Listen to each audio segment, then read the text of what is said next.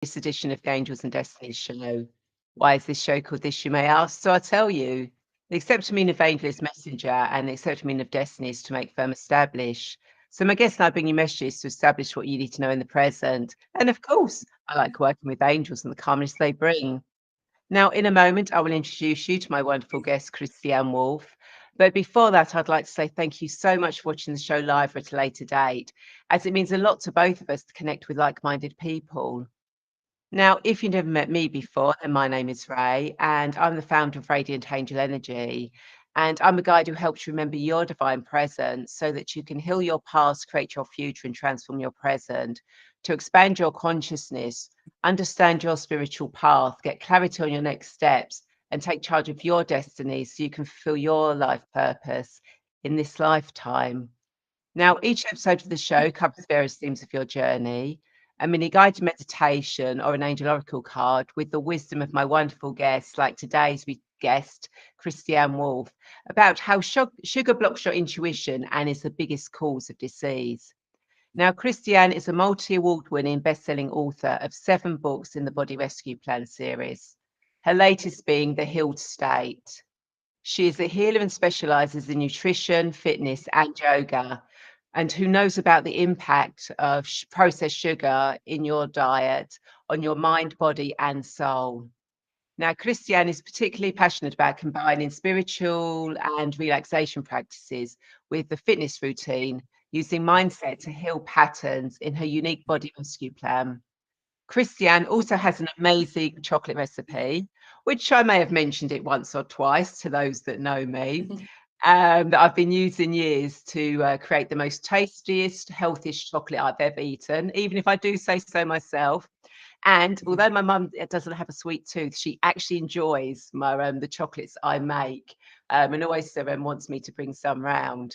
Now, at the moment, Christiane is busy running a 5-day sugar-free challenge, but she's found time to share her knowledge and wisdom with you on this show.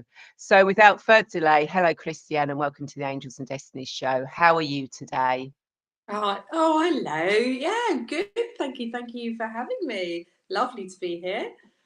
Excellent. So before we get into this fascinating conversation, I want to remind you that not only can you share this video, but you can also ask questions, leave comments and thoughts, as both Christiane and I want you to be part of this conversation. So please don't be shy and do say hello. So Yeah. Christiane, why don't you tell us more about your journey and why this is the perfect time to talk about processed sugars and ways to improve our health and healing in 2024, including our intuition? Yeah, it's really interesting, isn't it? Okay. Well, I have been in the health and wellbeing industry for since 1996, so for 28 years. And I started off my health and healing journey when I was a teenager because I had a lot of health problems as a child. I was on a lot of antibiotics as a child, and when I got to teenage years, I really, really struggled with my digestion and I really struggled with my mental health. And I've since learned that the two are very connected.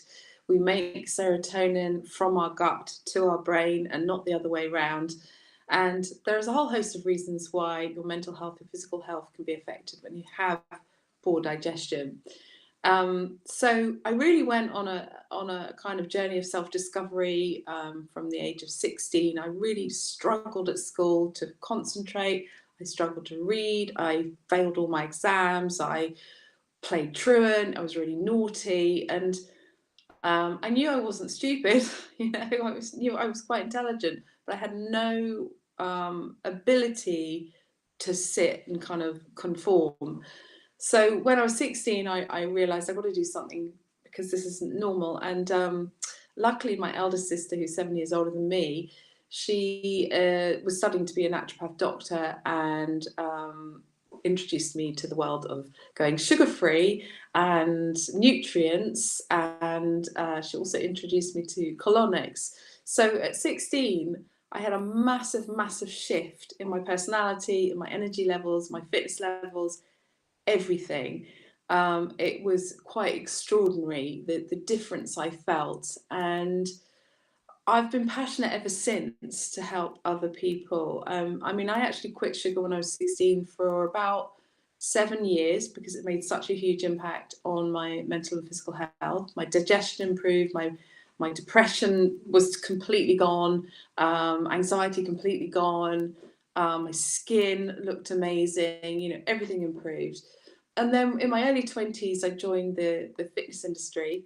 And I found that I could introduce sugar back again when I joined the fitness industry, when I could exercise, you know, I can have it every now and then. This is great. I don't necessarily recommend to other people to abstain from it for 7 years. It was just my personal choice because it made such a huge impact for me.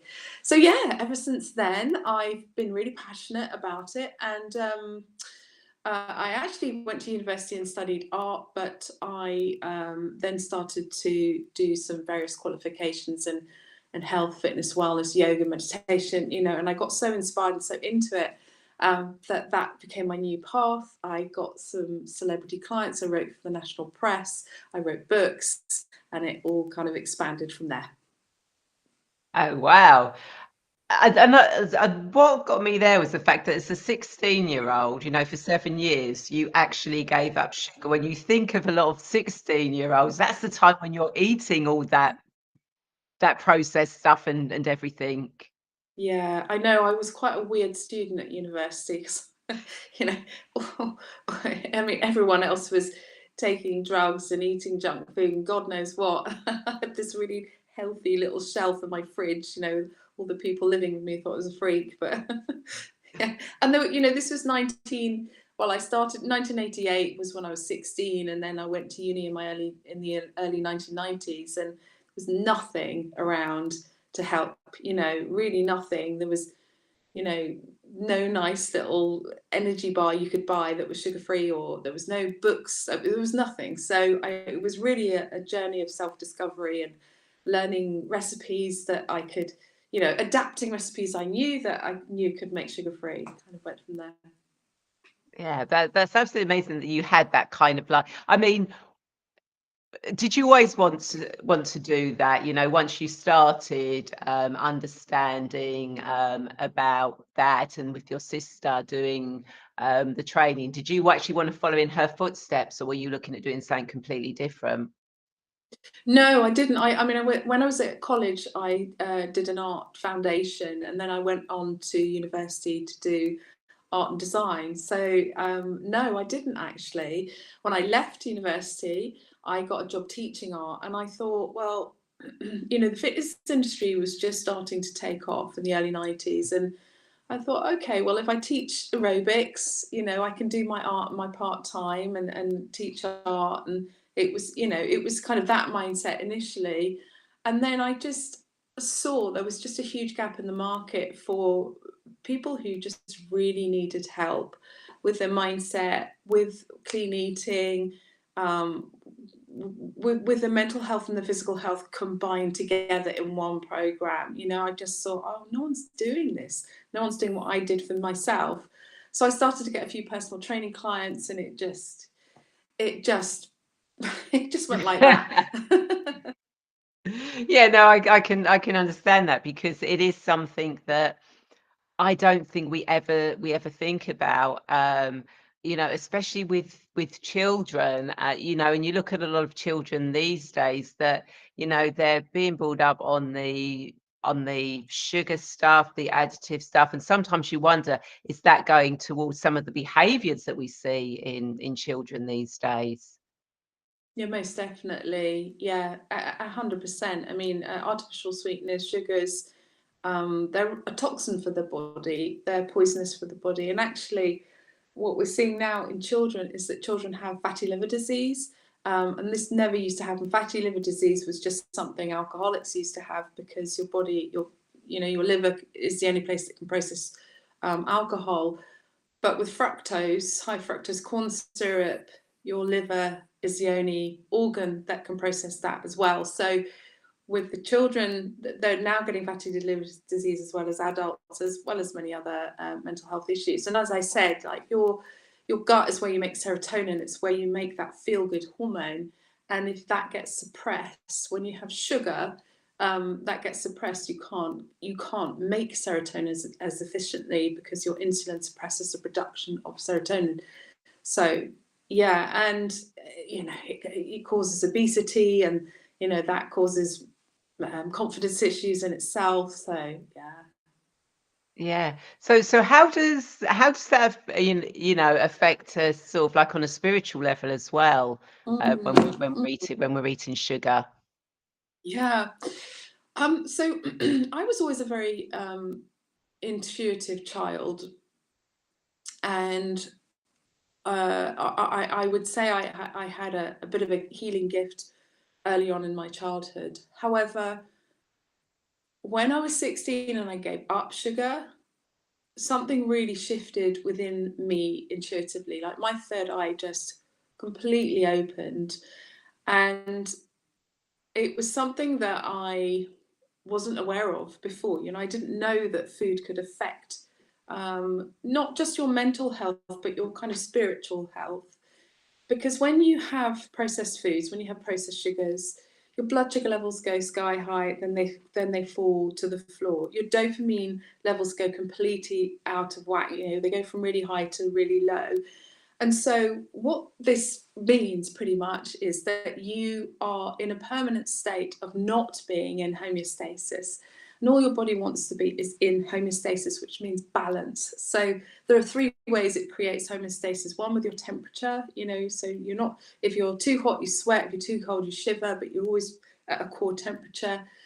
With your dopamine levels, so when they go out of whack, your brain pulls you back and tries to get you in balance, but you go low before you go middle, so then you get depressed. And with your blood sugar levels. And the problem with having sugar is two of those three things go out of sync. And when you're not in a state of homeostasis, it's actually very difficult to get into a meditative state. It's very difficult to get into an intuitive state. If you think of the real extreme of being really drunk or really high or really, caffeinated, you can't you can't get grounded. You can't get relaxed. You can't get earthed. It's impossible. You wouldn't go and see a healer that was drunk. It and it's the same No. thing. And it's the same thing with processed sugar. It sends your body out of sync. It's not in balance. And if you want to be intuitive and you want to open up your third eye, you have to be in homeostasis and you have to be able to be grounded. Yeah. So, we understand about sugar, but there's so many different types of sugar out there. You mentioned fructose, then you've got the apalsamates, and you've got the white sugar and the brown sugar and coconut sugar and agave nectar, and what's the difference between them all? Are they the same? Yeah, it's really confusing, isn't it? I know it's so confusing. So, in my personal opinion, I think fruit is fine. Fruit does have fructose in it, and fructose is, if it's processed, is not good for us. I'll explain why in a minute. But in natural form and fruit form, it's fine because when you have fruit, you have fiber. And when you have fiber, your absorption of the naturally occurring sugar is much slower. Um, so you don't get that high blood sugar spike, you don't get the higher amounts of insulin released, which is one of the things that can cause a problem in the body. If you look at table sugar, it's made of sucrose and fructose, and both of those aren't great for our body, but the processed fructose is actually worse because your liver is the only organ that can metabolize it. So your liver can get really overwhelmed, and it can lead to fatty liver disease. So I would suggest not having table sugar, but having fruit, having whole foods, having naturally occurring sugars is okay if you have them in balance. So having like maple syrup or honey or coconut sugar or yacon syrup, rice syrup. They're all okay in moderation. Like I would say no more than a tablespoon a day. But actually what's really interesting, so I'm running a sugar-free challenge at the moment, and not all people recommend that you can have naturally occurring sugars even. But what I see that's really interesting. When we do the sugar-free challenge, people's sweet tooth reduces even in 5 days. You know, their sweet cravings by day 5 can either reduce or completely disappear. And so just by allowing fruit and naturally occurring sugars, they want less of it anyway. Like they'll find in the future months that they don't have that sweet tooth anyway anymore. Yeah, and then you've got the artificial sweetness, so aspartame and well, there's lots of them, but aspartame seems to be the main one that's used in the UK. And this is it's not good for our bodies, it's artificial, but also you know, the reason why people like these artificial sweeteners is because they are low calorie.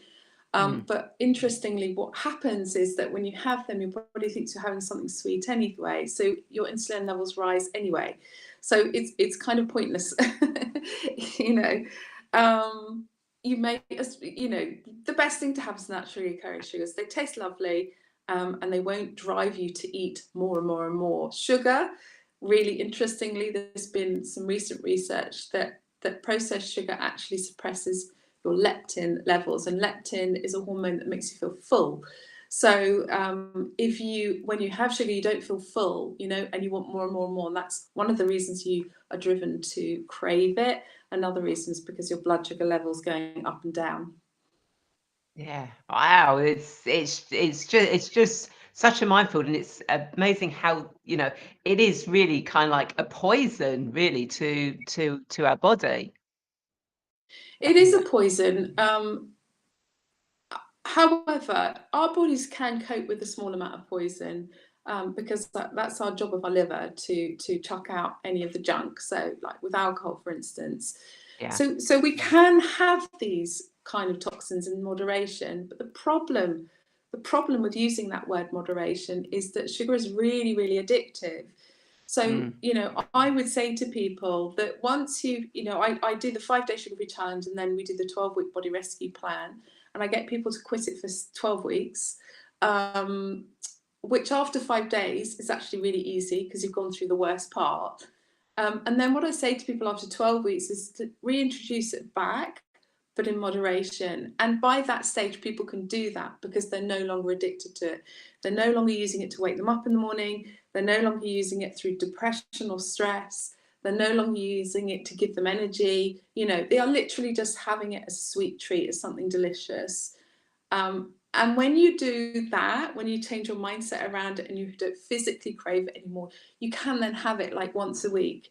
But more than twice a week, you are starting then the journey of addiction again.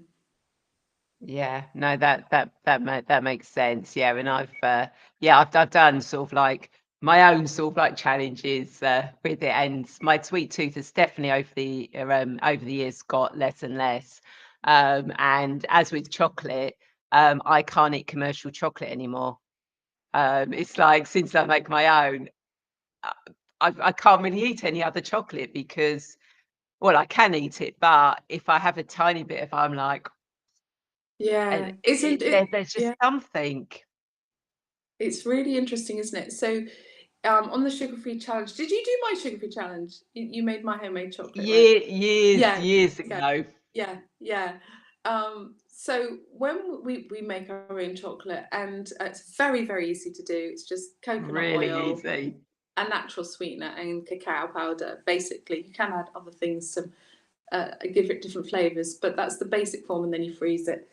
Um, and really interestingly, because it's so high in nutrients and it tastes so delicious, your body wants it, but it only needs a small amount, like it, you know, 1 or 2 chunks, and you are satisfied because it's not Yeah. got processed sugars in that are making you want more and more and more. It makes you feel full. It makes you feel nutriently full as well. But with shop bought chocolate, it's mainly processed sugars and processed cocoas. So you want more and more and more. And what's really weird, when you make your own, after about a week of making your own and tasting shop bought chocolate tastes kind of soapy. It tastes really weird. Claggy. Oh, yeah, Yeah, it's there's odd. Yeah. Yeah, I know, it's yeah. really strange. Like, I mean, I know chocolate is delicious, but honestly, when you make your own and then you go back to it, you're like, oh, I can taste that there's something weird. Yeah, exactly. It is. And Suze has said hello. Hi, Suze. Hi. Uh, and I can see we've got other people watching, so please do say hello. And if you've got any questions, you've got Mm. Christianne here, literally in front of it. You've got a chance to ask her any questions. Yeah, please But do. Yeah. she is a font of all knowledge from the various things I've seen over the years. With the food and and everything like that she does.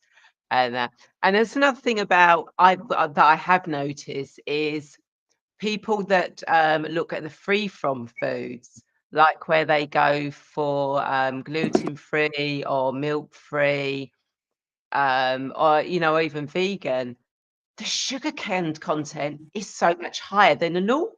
If you look at sort of like a gluten milk-free biscuit and a normal biscuit, the sugar level is higher in the more supposedly healthier one.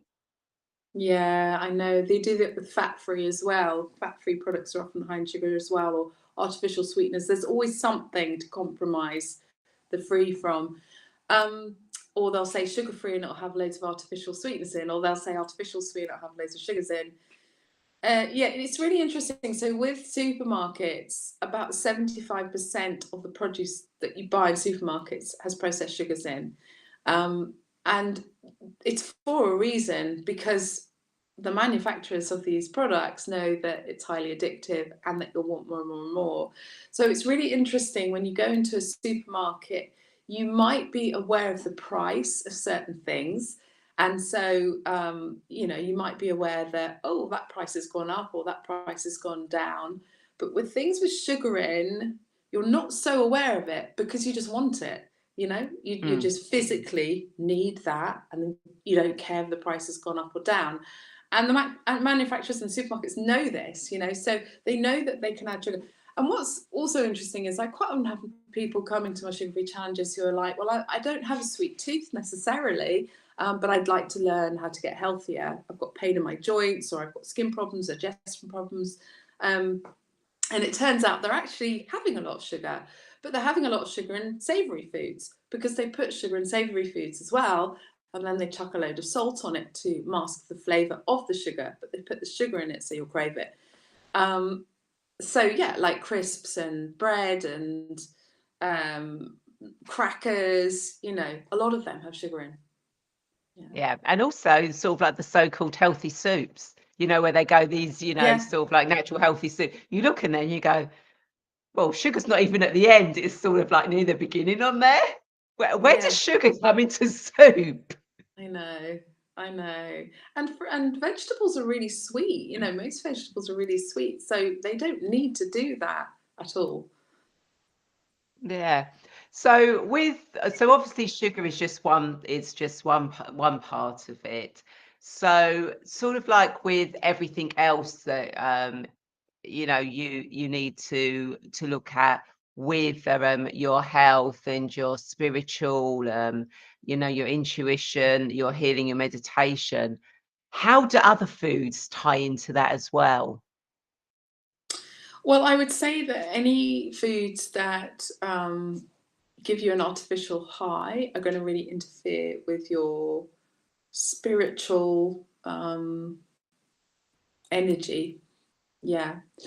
And physical energy as well. And when you interfere with your physical energy, that has a knock-on effect anyway. If you're constantly eating something that makes you feel exhausted, then that's going to make you feel kind of low and depressed, and not feel like kind of putting energy towards anything that's positive for you.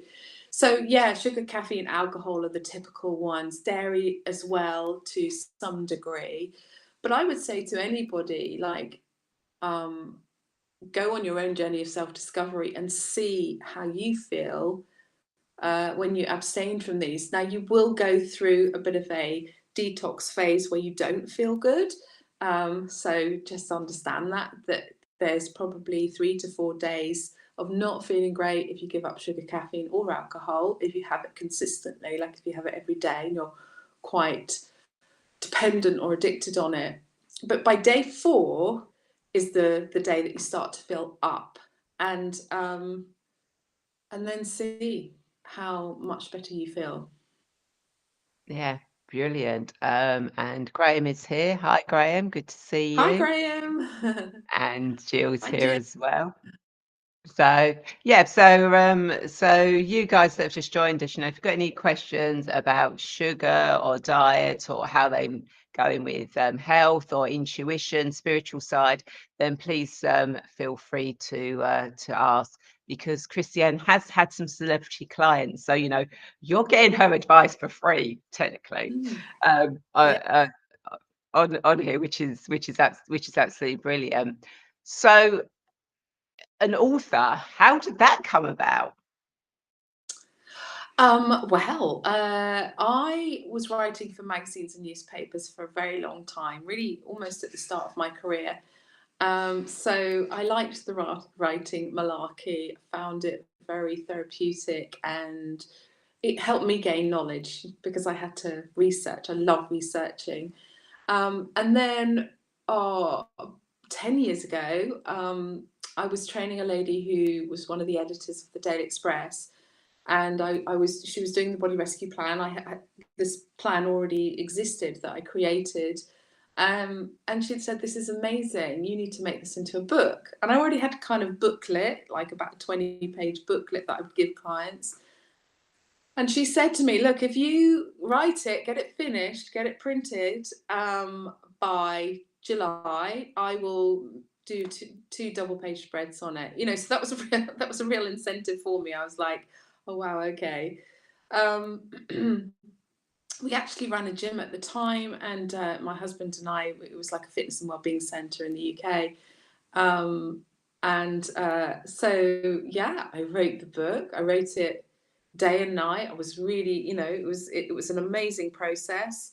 And then it got written up in every national newspaper and magazine. It became a bestseller. I then sold it on QVC, and it was the highest selling product in QVC. And it really took off, the Body Rescue Plan. And then I went on to pretty much write a book every year after that, almost. Because people would say to me, "Well, I love this book, but what about this?" So from there, I did Mm. the 2-week detox plan, and then the maintenance plan, and the vegan plan. My latest book is the Healed State book, and this took me 3 years to write. Most of my books I wrote very, very quickly, but this actually was just like I put my mind, body, and soul into this. I started writing it in the lockdown of 2020, and did so much research into it, and then I'd written it after about 2 years, but I thought, actually, I want to make it look really beautiful, so it took another year Mm. to design. um, but yeah, this is such an interesting book because it's really talking about every aspect of healing, and it's called The Healed State, and it's about whatever you go through in life, whatever trauma, whatever problem, whatever upset, or even when it's something life is really exciting, it can really throw you off your focus, your drive. And this book is about always retracting back to the healed state. I always heal my body, no matter what I'm going through, no matter how low I get, no matter how much I suffer. I'm retracting back to this healed state again. So, yeah. Yeah, it's absolutely amazing. And Graham says, I went through 6 days of withdrawal of all artificial sugars, caffeine teas, etc., and all booze. And that Mm. was 22 years ago. Wow. Hurt my head loads. That's, that's amazing. As he says, detox does literally mean remove toxicity within. Yeah. Well, yeah. I mean, and you can go through all sorts of detoxes. Spiritual, what do we call it? What do we call it? Technology detoxes. You can do that as well, Oh can't you? yeah, you can. Yeah, yeah. Facebook, yeah, or social Yeah. media detoxes. Yeah. Just ridding something that doesn't make us feel good. Exactly that. Yeah. Well done. Yeah, yeah, absolutely. And Jill says, "Oh wow, I love chocolate." Yeah, yeah. do try Christianne's chocolate recipe and then create your own things from it. You really won't go back to normal chocolate again, trust me. And you end up Yeah. with the chocolate in your fridge constantly. It's amazing, isn't it? And Mm. people often ask me, how long does it last for in the fridge? I mean, it lasts as long as you would eat it. But Yeah. it does last for about 3 months in the freezer, actually. I'm just trying to, the recipe for it is in this book, and I can just hold it up to the screen and you guys can take a screen grab if I can find it. Let me get it. But yeah. Yeah, and I think I probably still got a screenshot of it saved somewhere.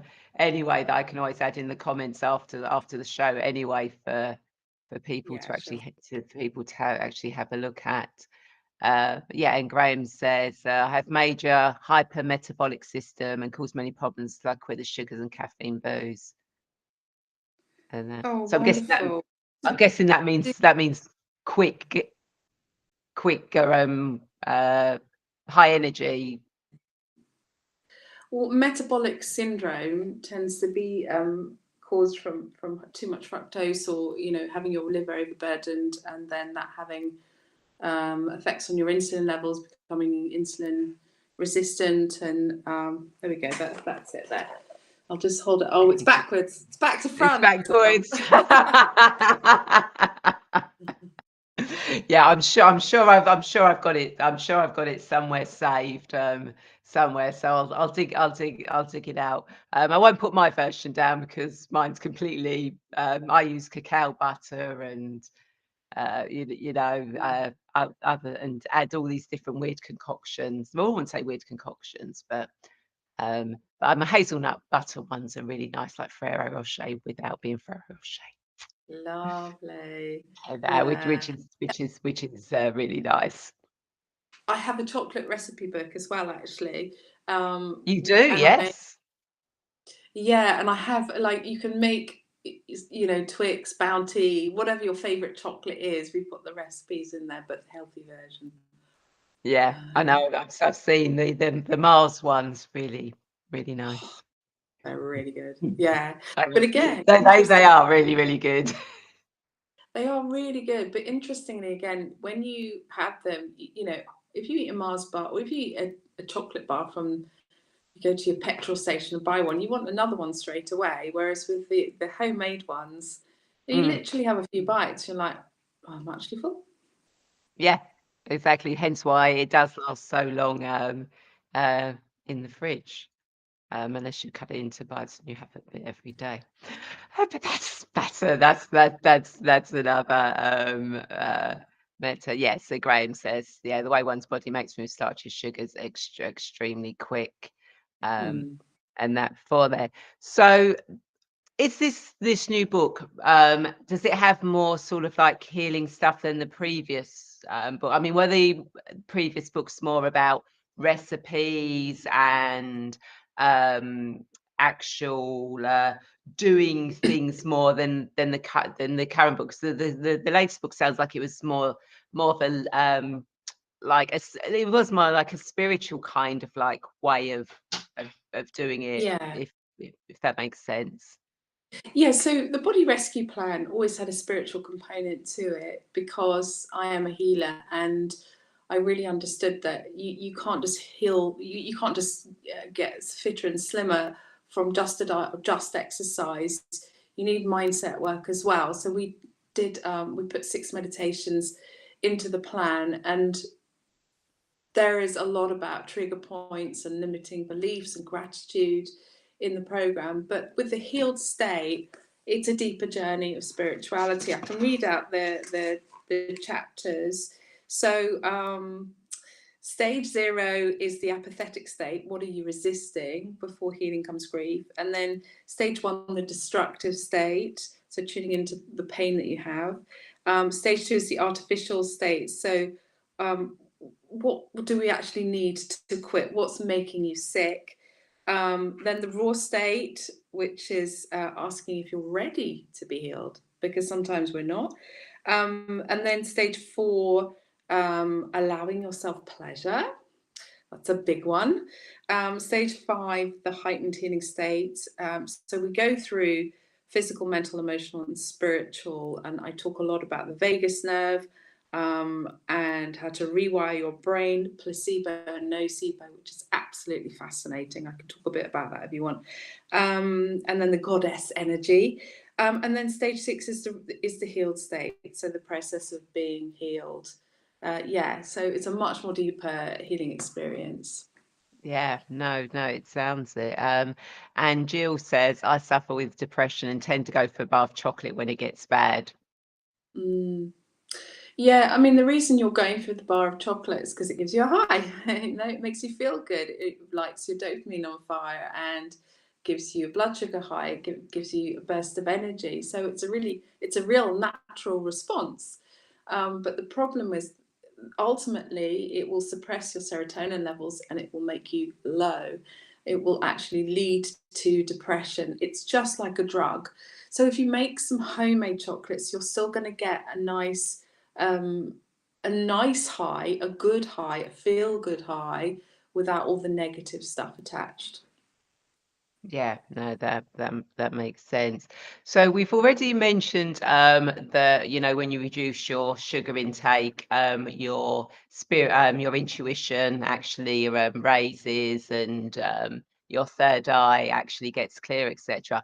Are there any other sort of like foods or anything that can also affect your pineal gland and your intuition, etc.? Well, like I said, just anything that is artificial is going to detrimentally affect it. So sugar, caffeine, and alcohol are the worst. Um, but I don't like to be the kind of food police. I do like to have a bit of balance with this. And Mm. like I said, if you abstain for a certain amount of time, sometimes you can introduce it back. It depends how far you've gone with it. If you have become a complete alcoholic, obviously you don't introduce alcohol ever again. But No. so it really depends on people's journey. Same with smoking. But um, yeah, sugar, caffeine, and alcohol are the worst because they really offset your homeostasis. And if you want to have a spiritual experience, being in homeostasis is important. Yeah. Okay. So Graham has said American chocolate has far more additives than European, hence why I eventually quit eating it. Graham was originally from the UK, but he lives in Florida now. So Do yeah, you? actually, yeah. No, go on. So I went to America. I went to New Orleans this summer, and I tried some of their chocolate there, and it was absolutely disgusting. And I read it tasted of sick, and I read somewhere, I can't remember what it was, you might know more than me actually, but they use different ingredients to the UK, and Europe uses different ingredients to the UK actually, but they're not all the same. But the Americans put something in it that it has the sickly taste, but they got used to it. I can't remember why they initially put it in. Yeah, Graham says totally. Yeah, I think I think I tried some American chocolate when I was in New York, and I was like, oh my God, this is so. It's yeah, Yeah, it's yeah. gross. But interestingly, they like it because they got addicted to it. Yeah, yeah. Oh, Graham says to stop it melting as quick. Well, yeah, I suppose Oh, in okay, some. that's it. Yeah, there was a reason that they put it in. Yeah, something I can't remember what it was that made it sickly. Yeah, Would you also put the protein bars that may have chocolate. Janeki? Yeah. Would you also put the protein bars that may have chocolate in it? So are you talking? So I'm guessing it's probably, would you put Oh, those in the same category as normal chocolate, or shop bought chocolate? I think that's probably what Janeki means.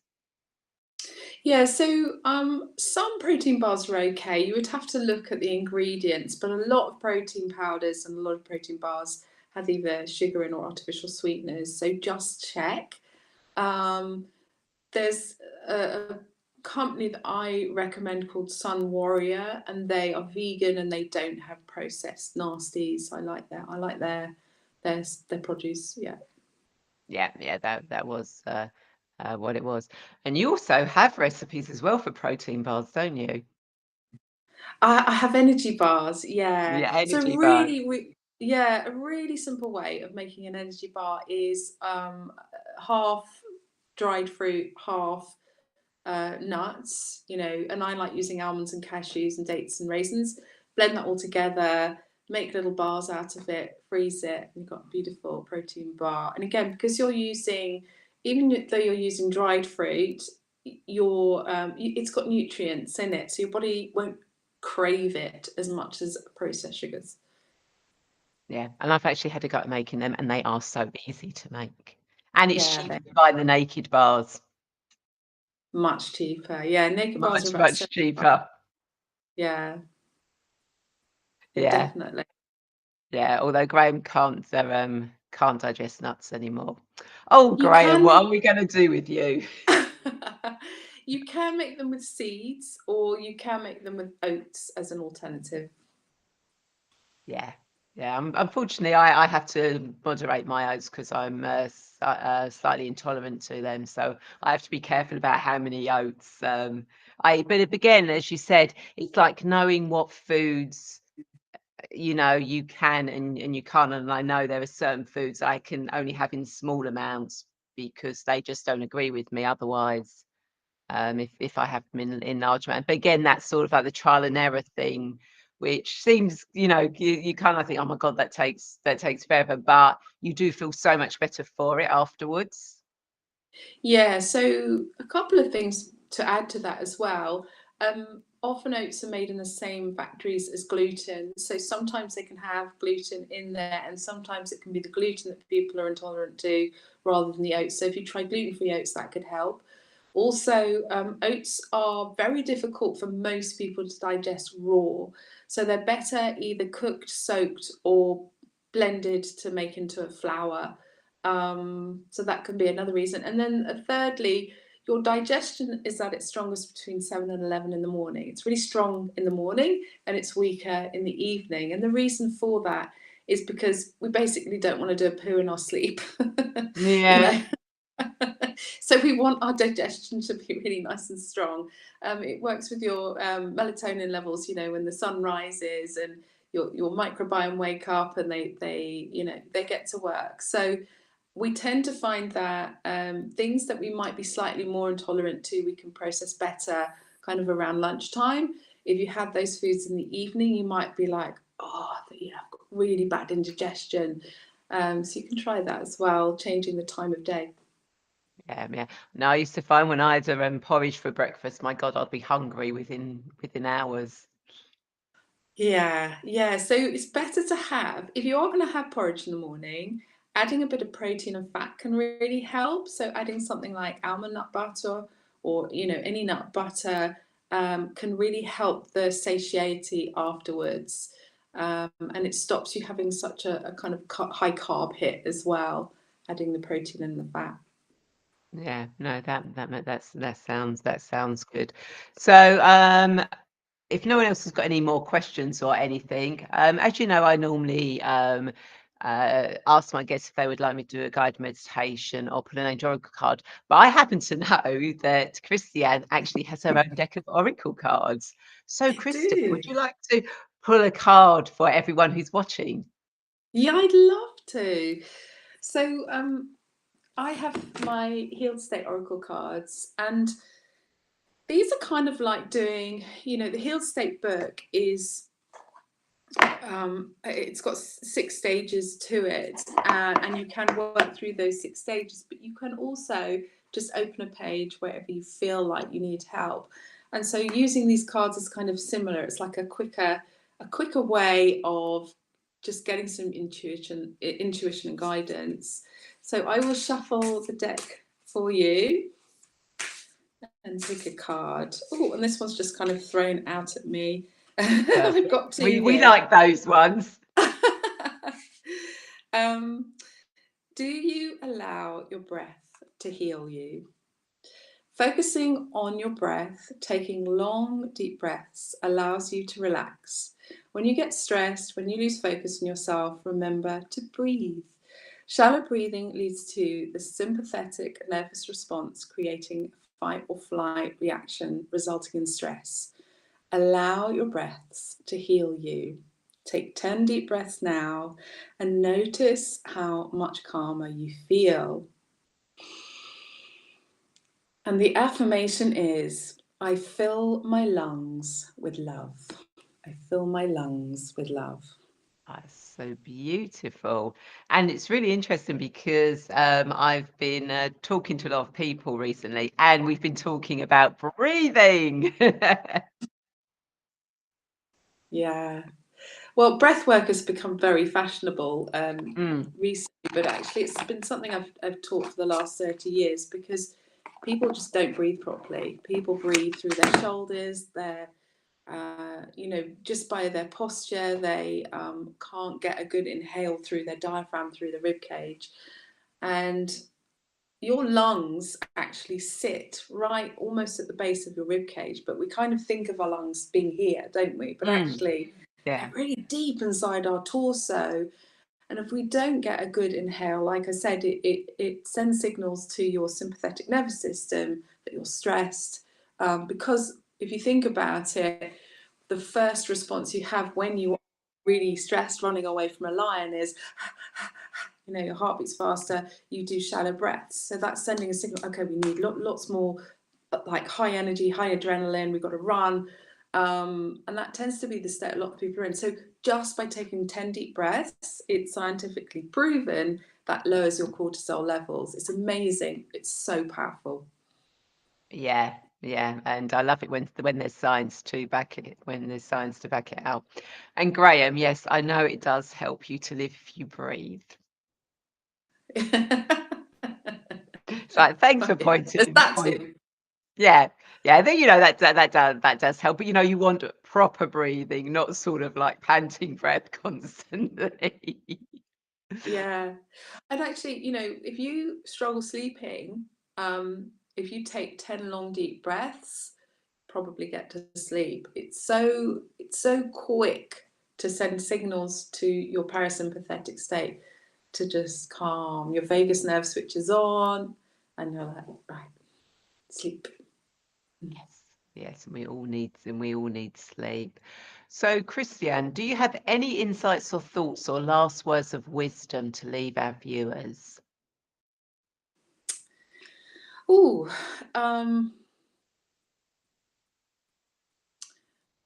I think that any healing has to stem from self-love. That is the first start of the pathway.